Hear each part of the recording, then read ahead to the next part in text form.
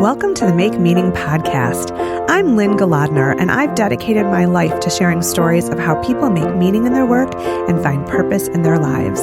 On this podcast, we're going to talk about some of the great ideas and activities people do every day to make the world a better place and provide inspiration for others. So much of the meaning we find comes from interacting with great people, developing relationships that are mutually beneficial, and doing work that inspires everyone. I hope you'll be inspired by the people you meet here. We all need to find a way to make meaning in the mundane.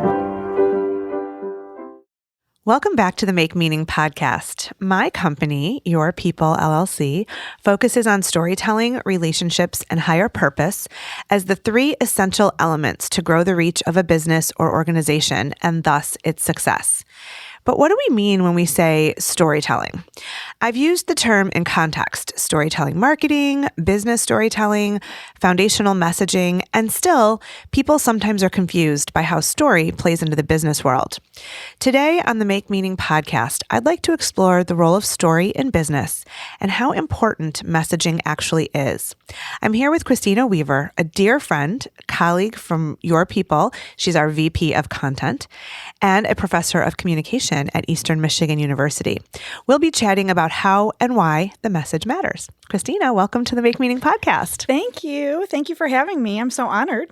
Well, it's, no better person to talk about messaging and storytelling than you, who are such an expert in communication.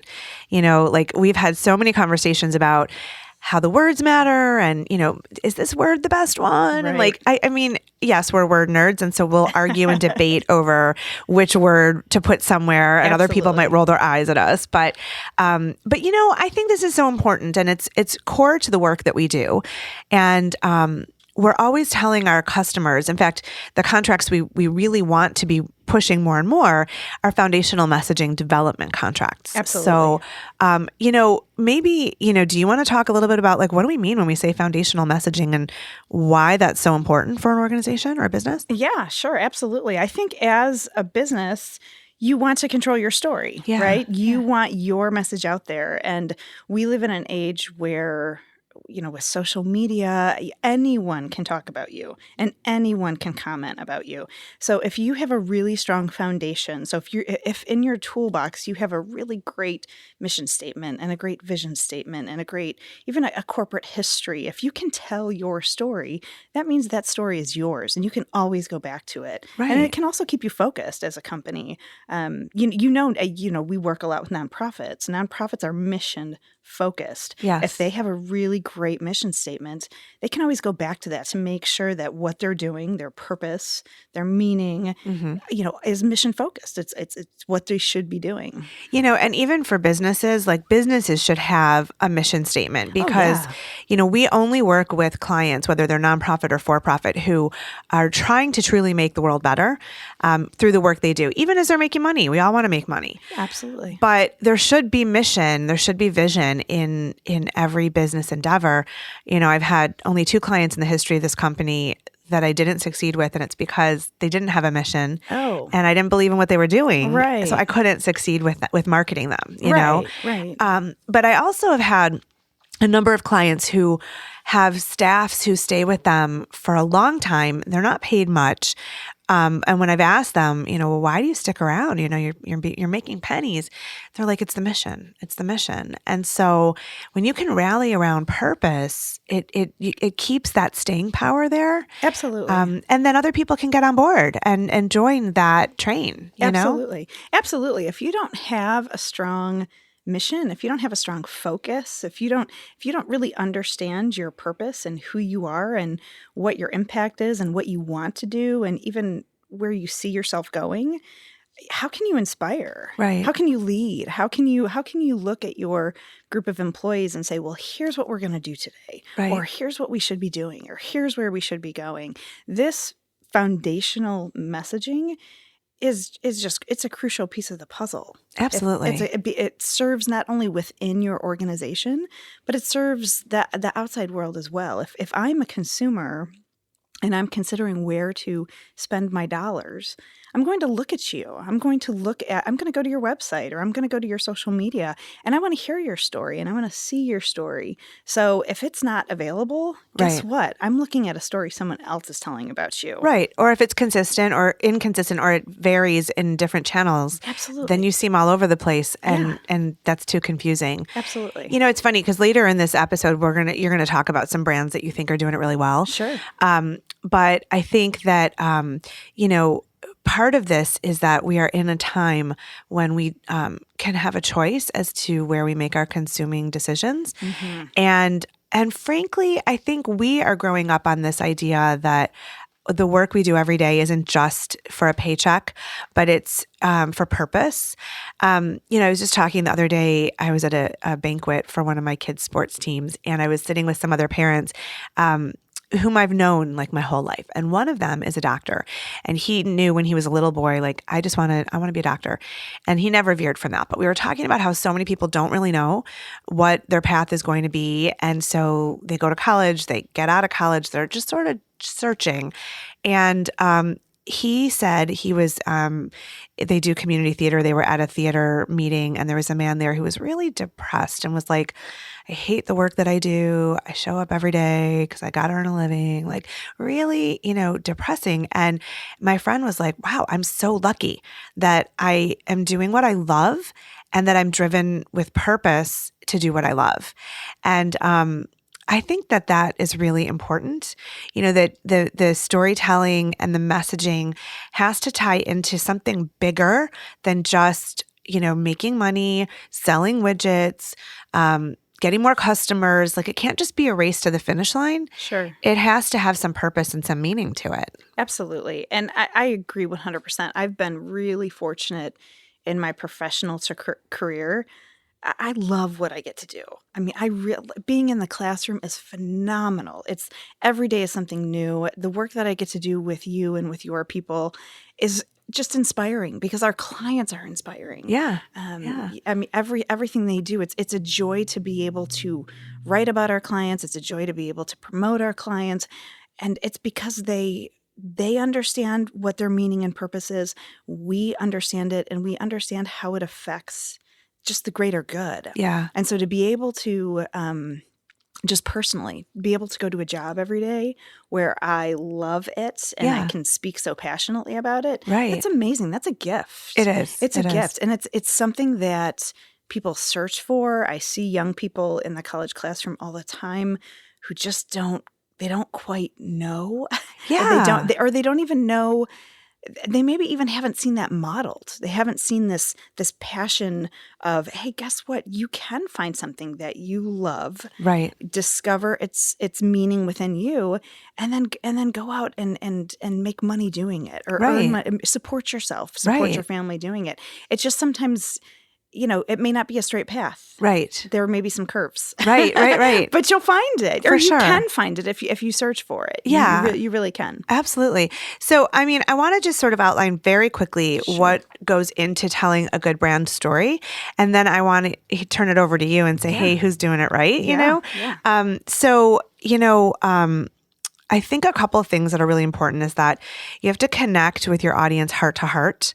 So it needs to be something very emotion inspiring, meaning, sort of something that's depth and, that kind of thing. Sure. But also that's what should motivate us in this consumer society of where we don't need anything and we have so many choices. So if I want to buy something, I can go anywhere. I don't have to choose your business. Sure. So there has to be a personal connection. There needs to be a reason why, that it transcends just a simple consumption or purchase. So that heartstring, I think, is really important.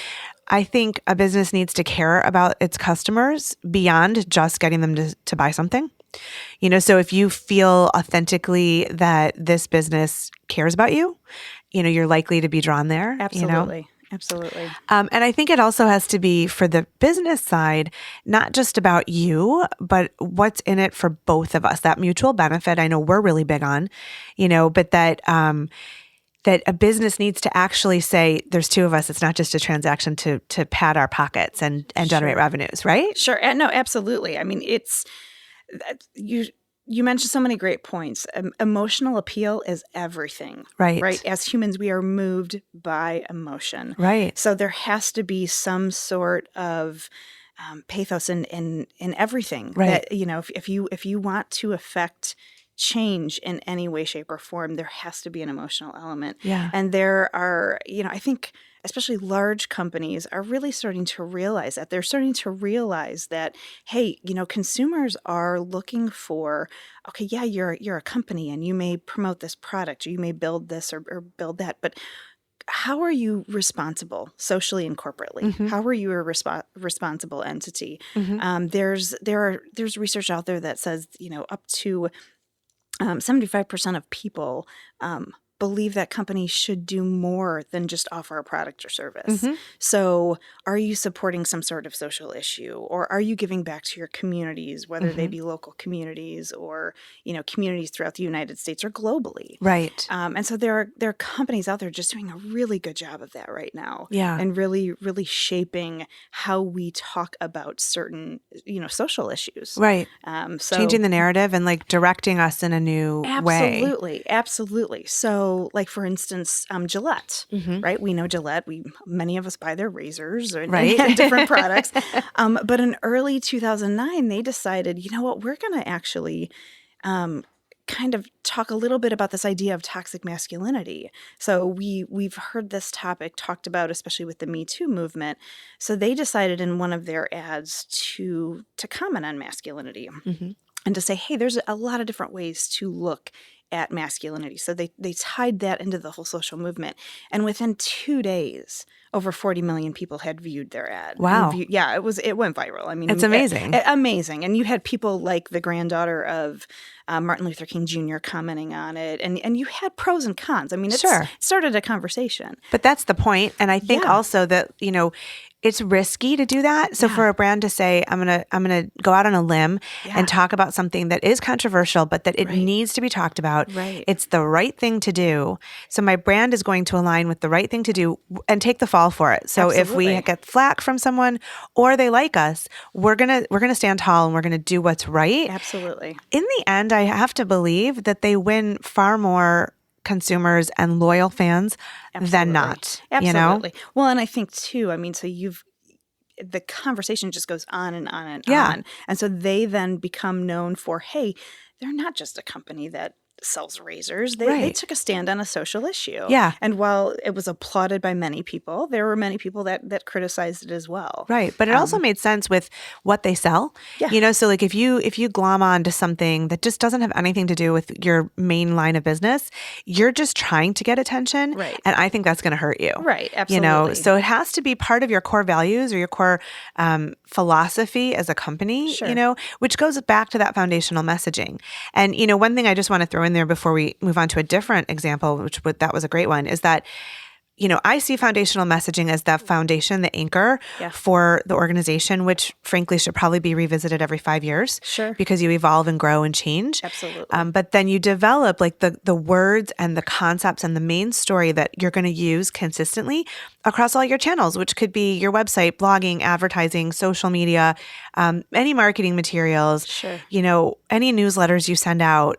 You're going to go back to that anchor content and say, these are the words that work for us. These are the concepts that we want to be associated with on an ongoing basis. And so it's like your compass. It tells you where you are and everybody can get on board. Yeah. So anybody in the company who's talking about you uses the same language, Absolutely. So and it starts so basic. I mean, and we communicate sometimes when we don't even intend to communicate. Right. So to have that strong foundational focus is so important because, a lot of people don't even realize your tagline after your email. Yeah. That says something about your company. Oh, yeah. Absolutely. Listen, I say, and I do workshops on this, that every job is marketing. And so if, let's say you're working in IT or you're the receptionist or you're, a truck driver delivering things, your job is still marketing. And why do I say that? Because if anybody knows that you work with that company, you represent them and you may be the only person they ever connect with. Absolutely. Representing that company. So if they say bad things, if they don't put themselves together well, even on social media, like you put where you work in your Facebook description or Instagram, you're an ambassador right then and there. Absolutely. And you better toe the line and know the language. Otherwise, you're really diluting the cause, you know? Right. And I agree 100%. There should that foundational messaging needs to be your communication toolkit. It needs to be almost in this like sacred box of, hey, here's where we go. to find the words. Find the words. What words do I use? Well, here you go. I'm going to deliver them to you. Here it is on a platter. This is where you start. And you mentioned the word compass. Yeah, it directs you. It tells you where to go, maybe where you should go. Yeah. Maybe where you need to back off a little bit. Sure. But we know this. You mentioned it. We talk about words all the time. We debate about words. They're so important because they make such an impact. And words make people feel. Yes. And again, it goes all back into that emotional appeal. Well, and we've worked with some organizations who are like, well, do we really want to like be robots if you give us the words and everyone has to use them? And what I say is that I understand, and you can put your own spin on it from your department, your vision, whatever, but from the same core concept, it's like with parenting, you know, if you don't have any rules for your kids, they go crazy. Right. But they need structure. They need a framework. It's like they want a curfew, you know? So kids, if you're listening, you want a curfew. You need it. It helps you. Yes. So tell me in the few minutes we have left, so a couple other brands that you think are doing messaging right. So one of my favorites is Nike. And I like this because of just where they came from. So in the 90s and early 2000s, they actually were really struggling because they were associated with sweatshop labor and there just was a lot of bad press about the company. So they refocused, created different task forces. They created their corporate responsibility statements. They did all that kind of stuff. And they've always been really good at advertising. Yeah. Really good at advertising. Just do it. Just do it. And so they just did it. And I think Forbes reported last year that they were the leading athletic apparel maker and had a brand value of nearly $16 billion. Oh, my goodness. Yeah, so they're a marketing powerhouse. It's a storytelling giant, and they are not afraid to jump on social issues at all. I mean, they just aren't. They, in the fall of 2018, they featured Colin Kaepernick, believe in something, even if it means sacrificing everything. It's chilling. Like, I get chills hearing that, absolutely. You know? So, and again, you had people who loved this and embraced it, and you had people that were like, no way, I'm boycotting. This is terrible. Right. But Nike's willing to do it. Yeah. They're willing to go out there. And they're known. And they're so known. You know, and they're so known. Yeah, and so whether you admire it or are infuriated by it, you have respect for it because they stand for something. They stand for something. I'm so excited. I'm a huge soccer fan, and so they just launched. Too. Yeah, they just launched their ad for the Women's World Cup, and it's a 3-segment video. It's phenomenal, and the tagline for it is, "Don't change your dream, change the world." Oh, love it. And for girls too, that. like, Women's World Cup. Absolutely. We will, I'm going to have to make sure that we, in our podcast notes, on the website, that we have a link to that video so people can check it out. It's really fantastic. It's the first time that Nike has dedicated such a large amount of time. So 3 minutes is a large amount of time for an ad. It's the first time they've dedicated that to a women's sport. So it's fantastic. But what is so cool about it is that message, great. It can apply to young athletes, young women, absolutely. But don't change your dream, change the world. Anyone applies to anybody.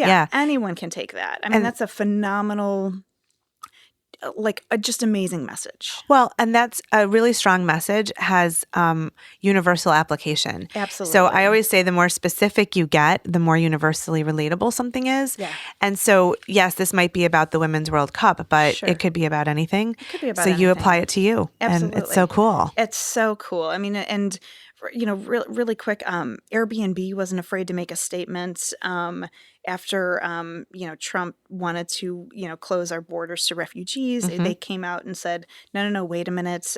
They created an ad called We Accept, and so they were not afraid to make a social statement.